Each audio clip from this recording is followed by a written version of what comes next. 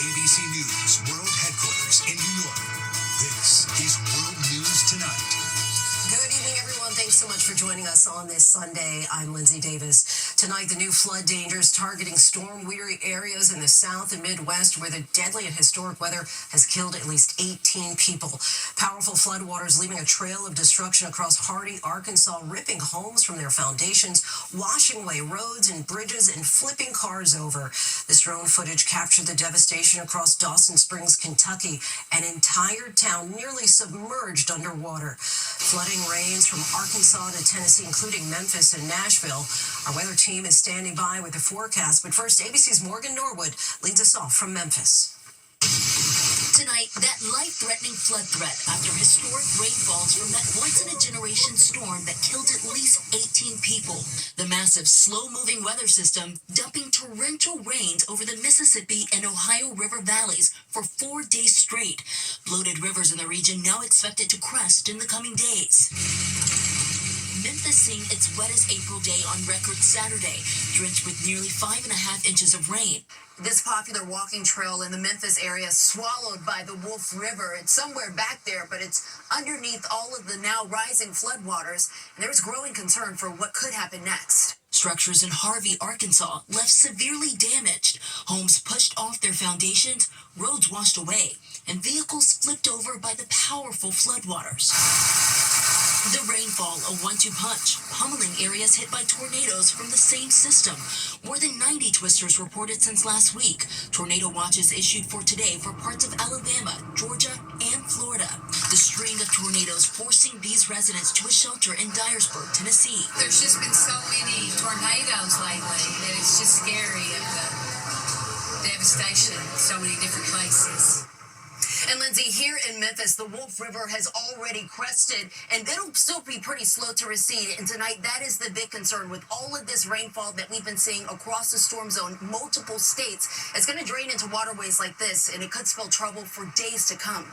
Lindsay? Those floodwaters only adding insult to injury. Morgan, thank you.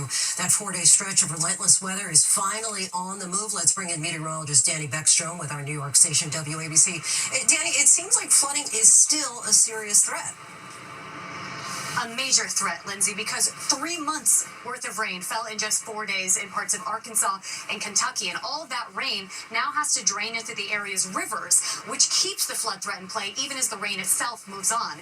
Right now, 16 rivers in major flood stage, at least river gauges in major flood stage from Arkansas to Kentucky. And in the coming days, that number could triple. The system itself bringing widespread rain and storms to parts of the southeast still, with damaging winds and an isolated tornado possible into tonight before the line moves to the southeast coast on Monday. Behind the system, we get a shot of drier but much colder air sweeping in across the east to start the work week. Morning lows dip below freezing from Chicago to New York City. And in the mid-south, 30s and 40s mean a cold start in many of these communities still cleaning up from the storm damage. Lindsay? New meaning to those April showers. All right, Danny, thank you.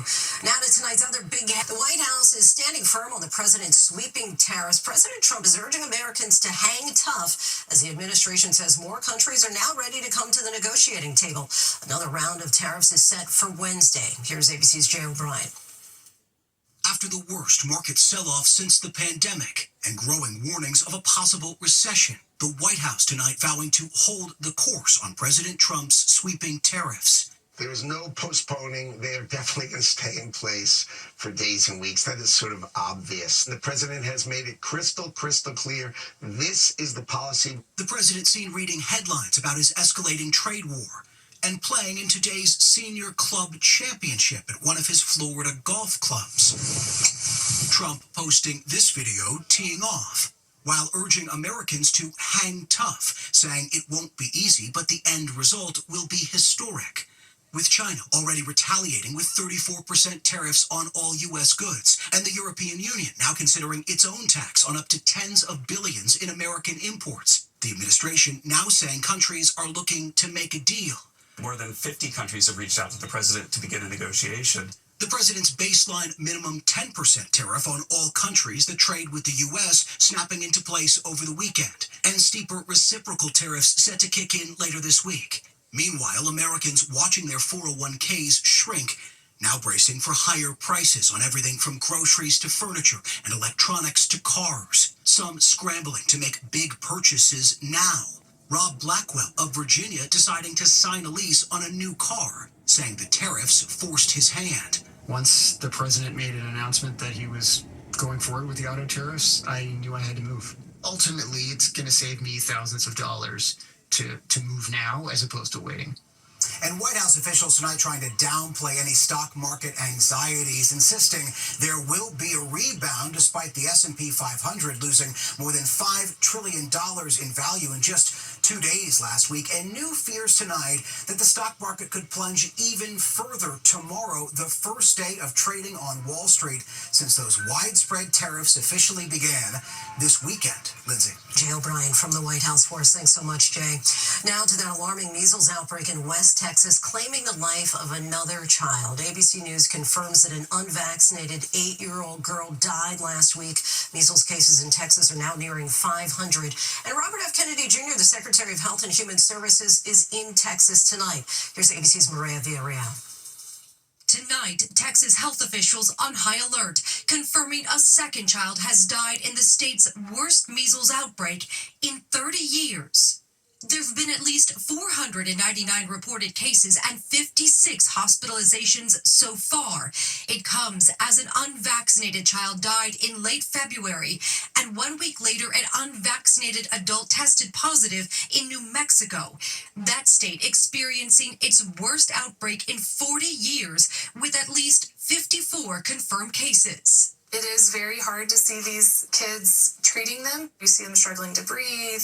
They don't want to eat or drink. They're dehydrated. They have high fever. They're miserable. Health and Human Services Secretary Robert F. Kennedy facing criticism over his handling of the outbreak and who has been critical of vaccines, making a surprise trip to West Texas today to meet with the family of the child who recently died. There are now more than 600 confirmed measles cases across 21 states, more than doubling the number in all of 2024. Louisiana Senator Bill Cassidy, a medical doctor who also cast a key vote confirming Secretary Kennedy, posting online today, "Everyone should be vaccinated. Top health officials should say so unequivocally before another child dies." Lindsay, officials are extremely concerned about this outbreak. In the year 2000, the U.S. declared that this disease had been eliminated, but now they could lose that elimination status if they continue to battle this current outbreak into January of next year. Lindsay? Concerning. All right, Maria, thank you. The Trump administration is revoking visas for some international students at colleges and universities across the country.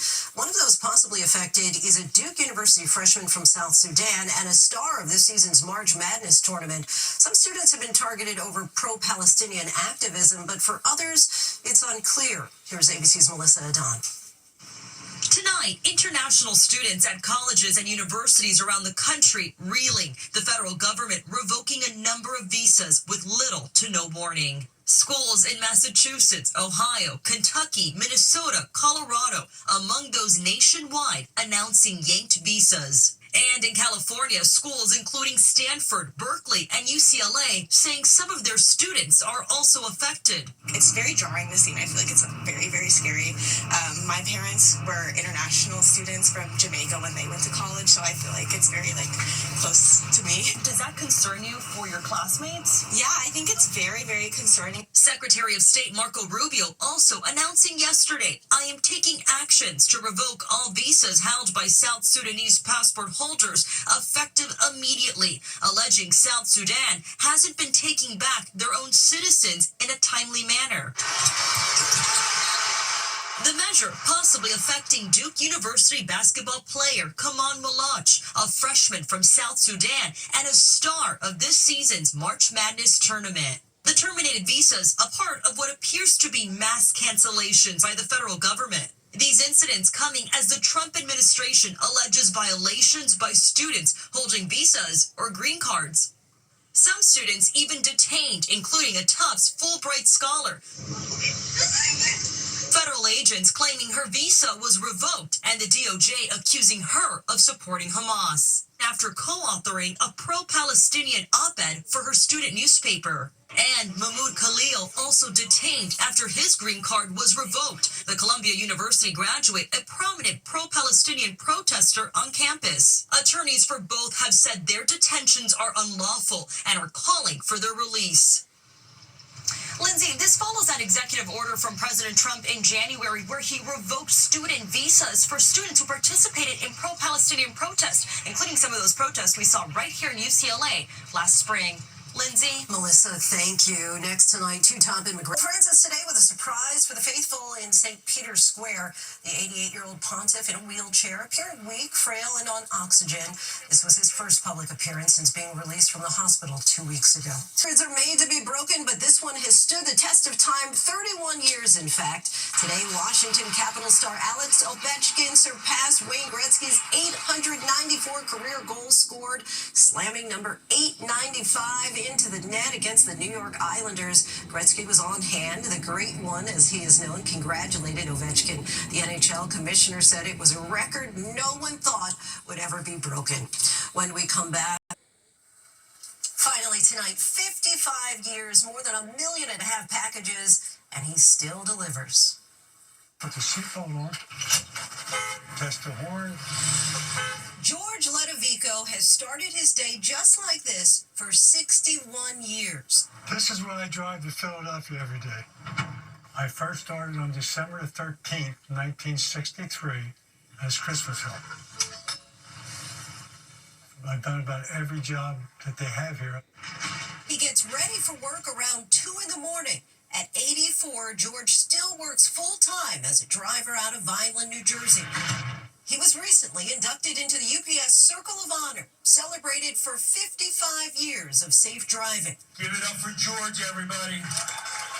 His safety tips? Make sure you clear an intersection, always be alert, and always expect the unexpected. Something he likely learned while serving in the Marine Corps for 4 years. Since then, he's logged more than 2 million miles driving for UPS. Stops delivered, 1,787,500. That was all 1 week. Packages delivered, 3.6 million packages. Oh my God, no wonder my back hurts. I enjoy getting up and going to work. There's the crew. Smile. Give it up for George, everyone. Tantamount to retiring that jersey. Thanks so much for watching. David Muir back here tomorrow. I'm Lindsay Davis. Have a great evening. Good night. Thank you for making World News Tonight with David Muir, America's most watched newscast.